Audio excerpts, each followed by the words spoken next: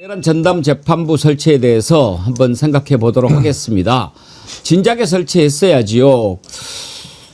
그런데 이제 뭐 지금이라도 하면은 좀 기대가 되는데 문제는 위헌성 얘기가 자꾸 나오니까 이 부분에 관해서 오늘 세 분 패널의 의견을 들어보도록 하겠습니다. 일단 민주당에서는 법사위 통과했고 이제 조금 손을 봐서 본회의 통과를 남겨두고 있는데 대통령실에서 공감한다 하는 입장을 밝혔습니다. 법안이 통과되면 일단 공포까지는 문제가 없어 보입니다. 대통령실의 우상호 정무수석 발언 한번 들어보시죠. 당과 대통령실에서 공감대를 형성했던 내용은 내란 전담 재판부를 추진하는 데 원칙적으로 생각을 같이 한다. 다만 위헌 소지가 최소화될 수 있는 범위 내에서 추진한다는 정도의 공감대는 형성되어 있었다. 현재 진행되고 있는 내용들은 당에서 여러 가지 내부의 견해 차이들을 극복하고 조율해서 통일단안을 만드는 과정으로 이해하고 있습니다. 당내 논의를 존중하고 지켜보는 선에서 대통령실은 입장을 견지하고 있다 이렇게 말씀을 드리겠습니다. 예, 일단 대통령실에서 공감하고 있다 이렇게 입장을 밝혔으니까요. 문제는 이게 이제 통과가 됐을 때 일단 법원은 뭐 오늘 법원 회의를 한다고 하는데 위헌 제청 신청할 것으로 보입니다. 그랬을 때 어떻게 되느냐 하는 건데 우리가 가장 걱정하는 것은 양지열 변호사님. 네. 우리가 가장 걱정하는 것은 윤석열이 풀려나는 거거든요. 네. 그런데 만약에 이거 위헌 제청 들어가면 네. 재판이 중단됩니까? 네. 재판은 중단이 됩니다. 그러니까 만약에 내란 재판부에 의한 재판이 열리게 되고 그 근거가 된 법률에 대해서 이거 헌법에 위반될 수 있다라고 그렇게 주장을 하고 판사가 그 주장을 어느 정도 가능성이 있다라고 받아들이지 않습니까? 그러면 그 법률이 이제 헌법재판소로 넘어가서 헌법재판소에서 합헌이냐 위헌이라고 결정을 하기 전까지는 재판을 진행을 하면 안 되는데 그것만으로 윤석열이 풀려나지는 않습니다. 구속기간도 그때는 중단이 되는 걸로 그렇게 보고 있기 때문에 구속기간이 늘어나는 효과는 있습니다. 그래서 지금 이미 특검팀에서 내란 특검에서 이적죄와 관련한 부분으로 추가 구속영장을 신청을 해놓기 때문에 일단 윤석열의 이 추가 구속 여부는 거기서 결정이 되는 거고요. 내란 재판부가 설치된다고 바로 윤석열이 풀려나거나 하는 건 아닙니다. 이적죄 관련해서도 이따가 생각해 보려고 하는데 이 말씀 주신 김에 그것도 한번 여쭤볼게요. 지금 이병철 변호사가 그런 글을 올렸던데 다음 주 금요일 이번 주군요. 12월 12일 날 윤석열 석방 여부가 결정될 수 있다. 무슨 얘기냐면 윤석열 구속 만기는 1월 18일인데 네. 일단 구속 연장을 위해서 내란 특검이 일반 이적죄로 영장을 청구했고 그 영장 실질 심사가 12월 23일이지만 네. 김용현 여인영이 일반 이적죄로 기소가 됐고 김용현에 대한 구속영장 심사가 12월 12일이니까 만약에 이번 금요일에 일반 이적죄 이것은 좀 그런데 하고 구속영장이 기각되면 12월 23일 날 윤석열에 대한 영장도 기각될 거고 그러면 결국 이번 주 12월 12일에 1월 18일에 윤석열이 석방될지 안 될지가 결정되는 것이나 다름없다. 이렇게 이야기를 하셨더라고요. 글쎄 이제 지금 재판부가 김용현 같은 경우에 직위원 재판부에서 진행을 하고 있고요. 그리고 지금 새롭게 기소가 된 부분은 윤석열에 대해서는 다른 재판부에서 합니다. 그러니까 영장 실질 심사가 이번에는 영장 전담 판사들이 하는 게 아니라 기소된 재판부에서 결정을 하거든요. 저는 뭐 김용현에 대한 영장 부분도 하도 이제 직위원 부장이 지금 재판을 진행하고 있어서 믿음이 올라갔기 때문에 그런 걱정도 들긴 하지만 지금 말씀하신 부분이 법적으로 가능성이 아예 없지는 하지만 일반적으로 가능성은 굉장히 낮다라고 봅니다. 이적죄 자체에도 무슨 뭐 판례가 있거나 실질적으로 그 전에 뭐 이런 일을 저지른 자가 없기 때문에 기준이 없을 뿐이지만 뭐 대한민국에서 국가 자체를 위협하는 범죄로 지금 국가적 보호, 국가를 보호하기 위한 범죄로 그렇게 형법에도 규정되어 있는 거 굉장히 엄격하게 판단하고 있고 그 내용들이 상당히 상세하게 대표적으로 여인영 전 방첩사령관의 이런 어떤 메모라든가 이런 데 기록이 돼 있기 때문에 그 부분이 이렇게 기각될 염지는 저는 거의 없다고 봅니다. 정구승 변호사님은 어떻게 생각하세요? 저도 일단 석방과 관련해서. 석방 같은 경우에는 논리적으로는 가능하지만 실질적으로 발생하기는 정말 어렵다라고 판단되는 게 첫 번째는 위헌 법률 심판 제청이 있다고 하더라도 그런 경우에 이제 헌법재판소로 넘어간 경우에는 구속 기간이 정지가 됩니다. 물론 이제 나중에 징역을 산정을 할 때 거기엔 산정이 되지만 구속 기간에선 산정이 안 되기 때문에 그로 인해서 이번 내란 재판 특별법으로 인해서 이제 윤석열이 석방될 거라고 보기는 어렵고, 이병철 변호사님께서 말씀하신 것도 논리적으로는 가능하지만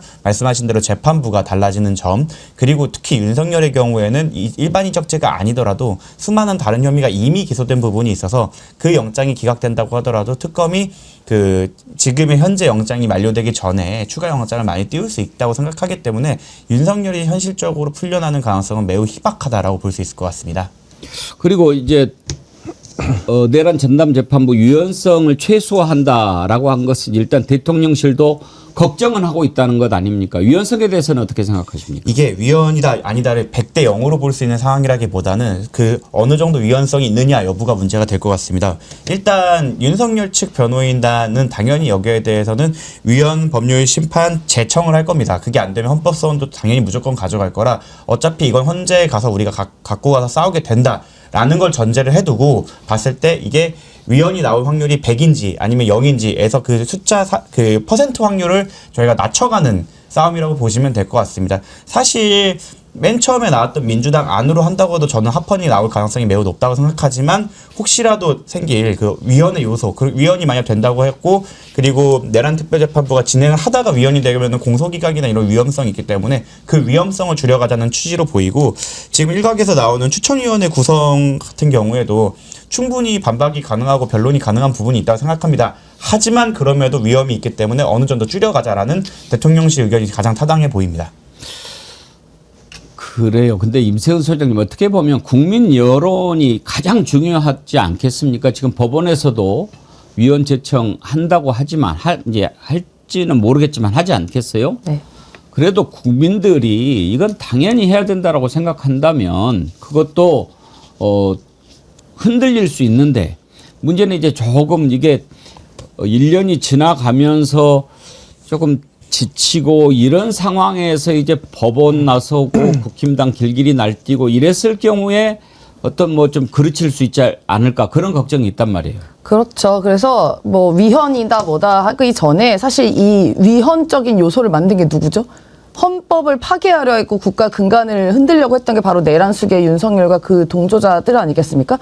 네, 중대 사건의 특수성이라는 게 있습니다. 내란 사건은 우리 사회에 미치는 영향이 매우 크고 사실상 국가가 무너질 법한 그러한 매우 중대한 사건이고 복잡하기 때문에 저는 이거의 신속성과 전문성이 분명히 확보돼야 된다고 봅니다.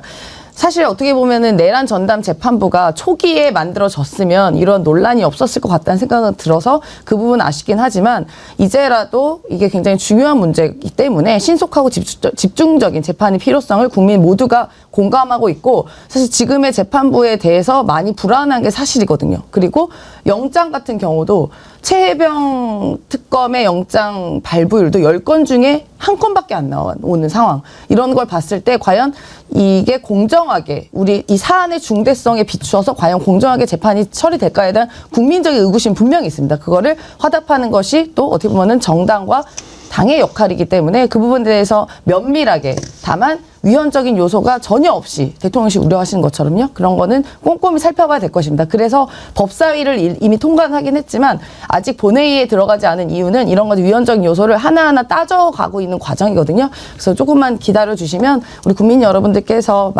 생각하시는 그런 것들 충분히 반영해서 이 내란 전담 재판부를 포함해서 그런 내란 종식을 위한 여러 가지 노력을 하고 있다는 점 말씀드리겠습니다. 그 내란 과정에서 상당히 소신 발언을 많이 하셨던 차승환 교수라고 있지 않습니까? 서울시립대. 네. 이분이 쓴 글을 유심히 읽어봤는데 제목이 이렇게 되어 있어요. 내란 전담 재판부법 이대로면 윤석열이 꽃놀이패가 될 수 있다. 이렇게 걱정을 하더라고요. 네.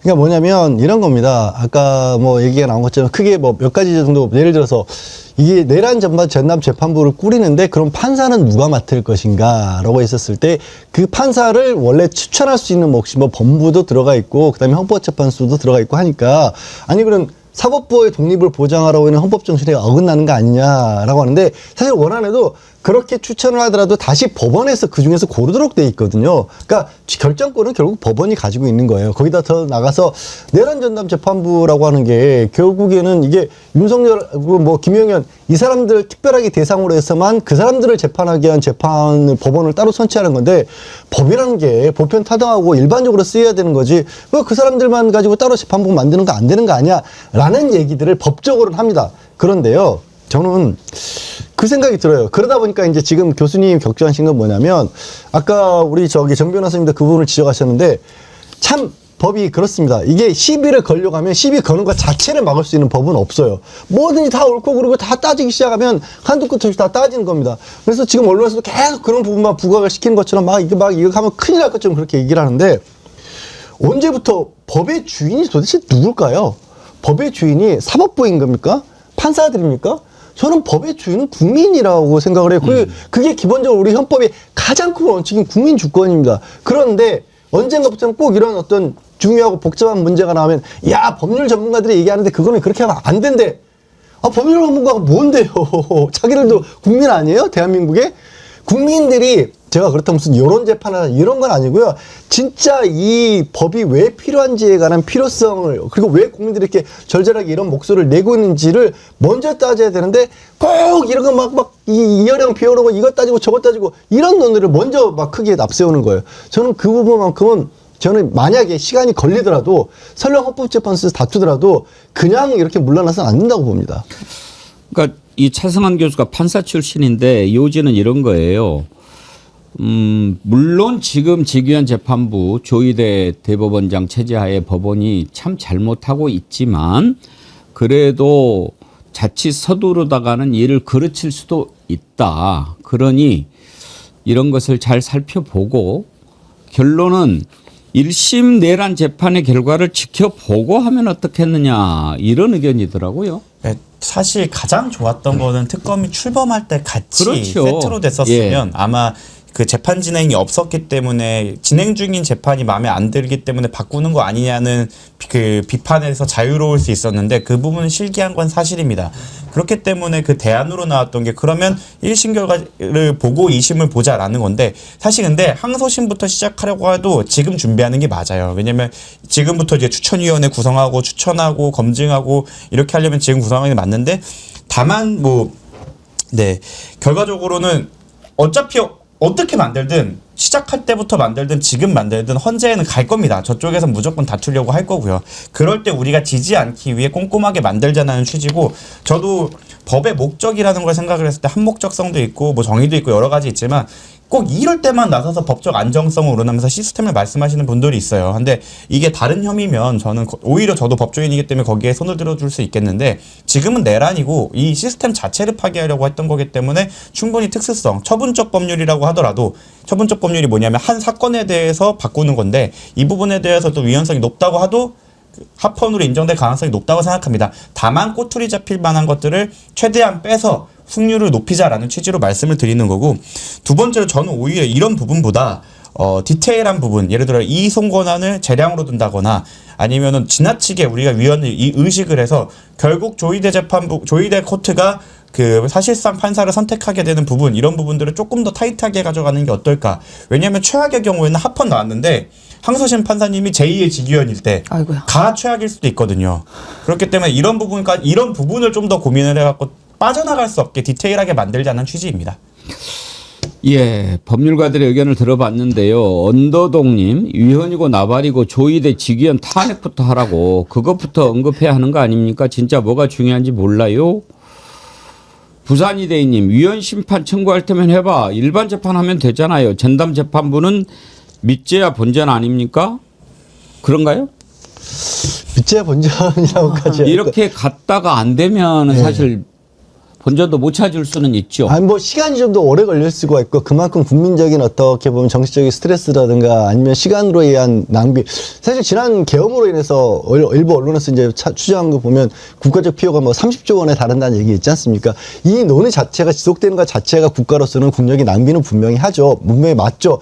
하지만 그래도 아까 말씀드린 것처럼 만약에 그런 식으로 나오더라도 저는 이 기회에는 이런 상황에서는 관철을 시켜야 된다라고 보는 겁니다. 그래야지 있을 수 없지만 이런 비슷한 일이 뭔가 상상을 하고 법적으로 어떻게든 막 꼼수를 부려가지고 뭔가 풀려난다거나 이런 생각을 못하게 막아야 되는 거거든요.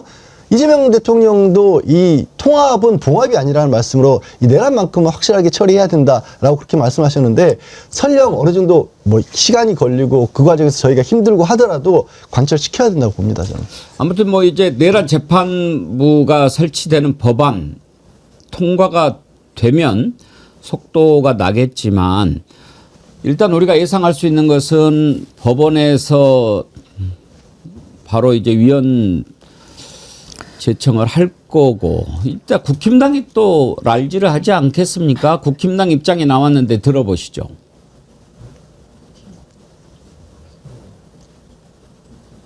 민주당은 무엇이 두려워 법치주의의 최후 보루마저 권력 아래 두려워합니까? 헌정 질서를 파괴하는 폭거를 중단할 것을 강력히 촉구합니다. 예, 임세현 소장님, 국힘당이야 뭐 뭐든지 반대하니까 뭐 별로 신경은 안 쓰입니다만. 네, 진짜 너무 저들은 양심이 없는 게요. 저기서 발언하지 않습니까? 헌정 질서를 파괴하는 폭거를 중단하라고. 헌정 질서 파괴 누가 했죠?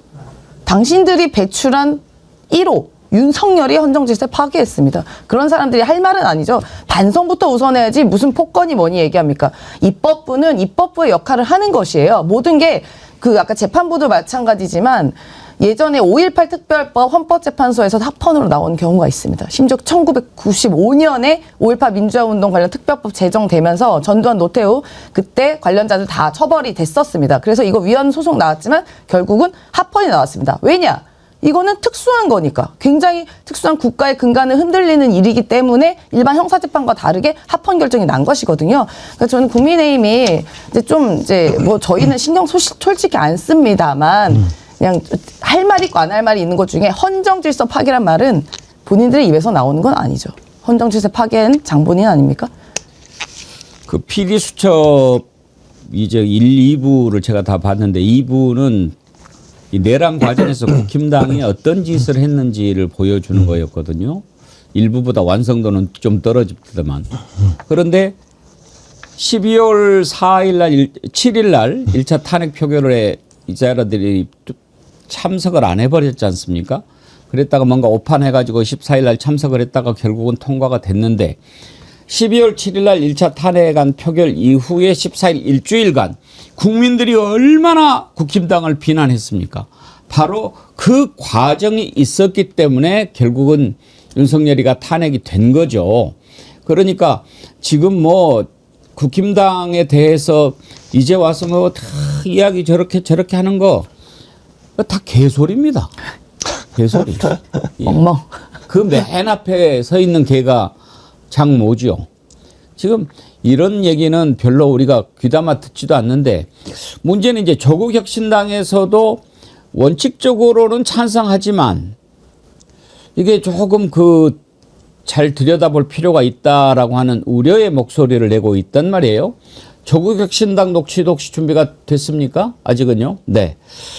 조국혁신당이 걱정하는 것도 양지열 변호사님 결국은 그런 맥락이죠. 조국혁신당도 이걸 반대한다는 건 절대로 아닙니다. 제가 보기에는. 그런데 다만 이제 아까 말씀드렸던 저들이 어떻게 나올지에 관해서 미리 대비를 하자는 그런 차원인 거고요. 거기에 이제 그럼에도 불구하고 아까 설명드린 것처럼 그런 거 다른 게 아니라 똑같은 거예요. 추천을 그렇게 했을 경우에는 문제가 생길 수도 있을 것 같은데 헌법재판소 갔다가 결정이 늦어지는 과정에서 그러면 이거 혹시라도 또 구속을 석방시켜주는 거 아니야? 그러면 이것 자체도 좀 예외 조항을 만들면 어떨까라는 얘기를 했더니 또 그 예외에 대해서 또 예외를 만들면 이게 또 더 복잡하게 꼬이는 거 아니냐라고 해서 여러 가지 의견이 나오는 겁니다. 그러니까 다 같이 좋은 방향으로 잘 되자고 하는 것에 있어만큼은 취지를 같이 하는데 그럼 어떻게 그걸 최선의 길을 찾을 것이냐라는 부분에서 좀 다른 목소리를 내는 거였고요. 저는 이제 언론에서 이런 이런 거 보도를 할 때마다 마치 뭐 민주당으로 다른 길을 가고 있다, 뭐 진보 진영 내부에서 뭐 이게 좀 갈리고 있다, 이런 걸 제일 경계해야 된다고 저는 개인적으로 생각을 합니다. 원칙적인 면에서는 같이 가는 겁니다. 예. 그 12월 3일 날 밤에 우원식 의장님께서 그 계엄 해제를 의결할 때 사실 답답한 분들 많았잖아요. 왜 저렇게까지 하느냐. 예. 근데 그때 그렇게 꼼꼼하게 하나씩 다 챙겨가면서 절차를 지켜서 했기 때문에 그 과정에 대해서 누구도 지금 이의 제기를 못하는 거거든요. 만약에 우리 그때 마음이 급해갖고 거수로 했다, 뭐로 했다면 분명히 그거 들고 와갖고 또 문제 삼고 그걸로 인해 불필요한 저희가 소모가 있을 겁니다. 내란 재판부는 진행될 거고 대통령실과 당이 다 진행을 하기로 했고 많은 국민들이 성원이 하고 있기 때문에 진행될 겁니다. 하지만 잘 하자. 타이밍을 잘 봐서 하자라는 취지인 거로 생각하고 여기에 이견이 있는 게 당연히 민주주의입니다. 우리 방향성은 결정됐고 갈 건데 그럴 때 잘 가기 위해서 여러 전문가들이나 아니면 여러 의견들을 수렴을 해갖고 단단하게 가자. 왜냐하면 저쪽에선 분명히 이걸 재판소로 들고 갈 거니까 이런 취지로 좀 이해해 주시면 될 것 같습니다. 예. 아 근데 진짜 좀 황당하고 억울하기도 한 게 뭐냐면 잘못은 쟤네들이 다 했거든요. 근데 우리가 수습할 때는 또 더 꼼꼼히 고생은 해야 돼요. 우리가 다 해요. 네. 진짜 좀 한편으로 억울하긴 합니다만 그래도 그런 것까지 다 감안해서 별 차질 없게 티끌 하나 없이 열심히 잘 준비한다고 합니다. 그게 다 윤석열이 되는 거 못 막은 죄입니다. 그렇습니다. 예. 이은주님, 내란당 제자들은 얼굴에는 철판 깔고 양심에는 철갑을 두른 자들입니다. 인간이 아닌 자들이 짖는다고 일일이 대응해 줄 필요 없습니다. 무시만이 답입니다. 개가 짖어도 철만은 달립니다. 하여튼 좀 타이밍이 늦은 감이 있는데 그 부분 일단 내란 전담 재판부 앞으로 어떻게 다듬어지는가 한번 좀 지켜보도록 하겠고요. 그리고 이제 3대 특검이 이제 마감이 됩니다. 12월 28일에 다 끝나게 되는데 민주당의 정청래 대표 오늘 아침에 3대 특검 끝나는 대로 곧바로 2차 특검 시작하겠다라고 하던데 힘을 실어줘야죠. 들어보겠습니다. 12월 임시국회에서는 사법개혁안과 내란 전담재판부 설치법이 집중 논의될 것입니다. 그리고 3대 특검이 모두 종료되는 즉시 2차 추가 종합특검을 추진하여 확실하게 내란을 청산하겠습니다. 아울러 더불어민주당은 3대 특검이 모두 종료되는 12월 28일을 기점으로 즉시 2차 추가 종합특검을 추진하여 내란의 잔재를 끝까지 파헤치고 모든 책임을 낱낱이 단죄할 것입니다. 내란의 티끌마저 법정에 세우겠습니다. 예, 내란의 티끌까지 다 정리를 해야죠. 종합특검이다라고 얘기했는데 그러면은 이제 기존의 3대 특검에서 미진했던 부분 그리고 또 새로 들여다봐야 될 부분들을 다 함께하는 내란 특검이 되겠죠? 네, 그렇게 돼야 합니다. 최근에요, 그런 뉴스를 보셨을 거예요. 내란 특검에서 김건희 특검을 압수수색했다, 뭐 이런 뉴스들이 나왔습니다. 그게 뭐냐면 김건희 특검에서 가지고 있는 자료들을 내란 특검으로 합법적으로 옮겨가기 위해서 막 강제로 들어가는 게 아니라 제출은 가면 기다렸다가 주지만 법적으로 그런 절차를 거쳐야만 하거든요. 그게 다 나눠져 있고 각자 특검들이 맡은 범위들이 관할이 다르기 때문에 그런 일이 벌어졌던 건데요. 근데 우리 다른 것보다도 김건희 특검 보세요. 처음에 16가지 혐의로 수사를 시작을 했습니다. 그거를 보겠다고. 근데 마지막은 16가지 하다가 거기서 또 나온 것들까지 본다고 했는데 결국 지난주에 기소된 거는 3개밖에 기소를 못했어요. 3가지밖에. 그만큼 많은 일들이 벌어지고 있고 가장 중요한 거 저는 2차 특검이 종합특검이라고 하지 않습니까? 도대체 이 내란에 종합, 최종적으로 결정권자는 누구인가? 누가 이 일을 저질렀냐? 이 부분을 밝혀야 될 거 아니에요. 그거 못 밝힌 거거든요. 윤석열이 나와서 저기 허우대 멀쩡하게 소리만 지르고 그다음에 김용현을 보내서 그렇게 일을 한 거지만 진짜로 그럼 김건희가 이걸 몰랐을까? 아니면 그와 관련해서 뭐 검찰이 됐건 대통령실이 됐건 다 이 내란을 관련해서 이 판을 짜는 데서 빠진 자들은 또 없을까? 이런 것들을 총괄 정리하는 그런 특검이 필요하다라는 거죠.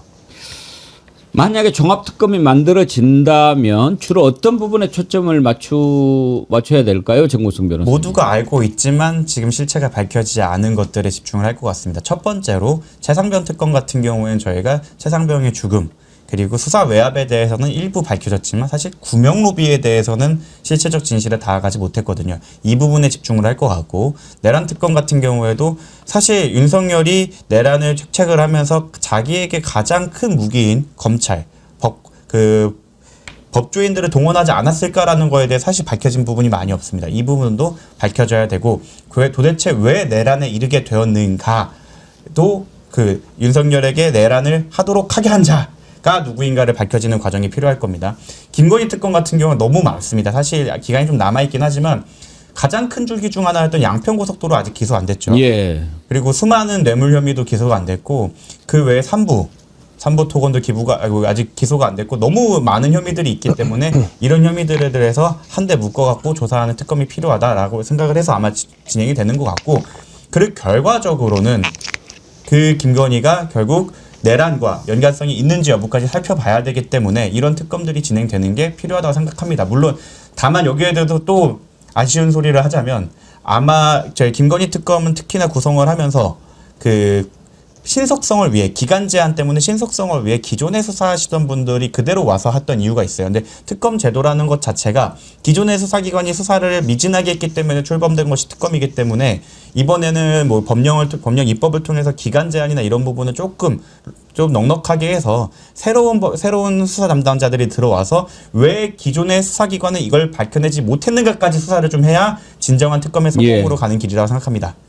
저는 개인적으로 이번에 종합특검을 만약에 하게 된다면 어떻게 해서 내란이 이렇게 정리가 안 되고 있는가 하는 부분을 좀 들여다보기 위해서 조의대 직위원도 좀 들여다보는 그런 걸 했으면 좋겠어요, 임승훈 소장님. 그런 부분도 이제 포함이 됐으면 좋겠다는 우리의 희망사항이 있죠. 근데 어디까지 포함될지는 모르겠습니다. 근데 지금 나와 있는 뭐 최혜병 특검, 김건희 특검, 내란 특검, 이거는 한 줄기예요.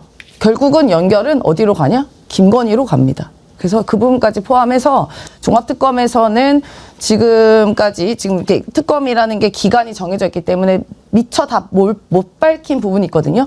그러니까 말씀하셨듯이 지금 김건희 특검이 내란 특검이 김건희 특검 또 맞수수색했잖아요. 이런 부분이 이제 종합돼서 결국은 한 물줄기로 갈 수밖에 없습니다. 그게 바로 종합특검으로 귀결이 될 것이라고 보고요. 그 과정에 혹시나 수사를 무마시키려거나 은폐하려는 것들도 좀 반드시 대상에 들어가야 된다고 봅니다. 아마 그 부분도 민주당에서는 고려를 하고 있는 걸로 알고 있습니다. 아마 지금 사법부가 격렬하게 반대하는 이유 중에 하나도 만약에 내란 특별재판부 전담재판부가 만들어졌을 경우 그리고 이게 종합특검과 연계가 된다고 하면 그날 조희대 코트가 무엇을 했는지에 대해서도 분명히 다가가려 할 겁니다. 그렇기 때문에 저분들은 이제 알러지틱하게 반응을 할 거라고 보는데 순리대로 우리가 뚜벅뚜벅 걸어간다면 그쪽 부분도 밝혀질 거라 생각을 하고 그렇게 되면 지금까지 묵었던 체증이 뻥 뚫리는 상황이 발생할 가능성이 매우 높다라고 생각을 합니다. 그러니까 진짜 이제 아이러니한 건 뭐냐면 근데 결국은 우리가 영장을 칠 때도 법원에서 허가를 받아야 되잖아요. 근데 지금 법원 조의대란 말입니다. 그래서 영장 전담 재판부도 필요하다. 이런 말도 나오는 게 그냥 하는 얘기가 아니라 우리 여론이 그렇게 만들어 가고 있습니다. 내란 전담재판부가 만들어지면 영장도 따로 만들 수도 있을걸요? 따로 만들어야죠. 법안 자체는 예. 두 개를 따로 두도록 하고 있습니다. 예.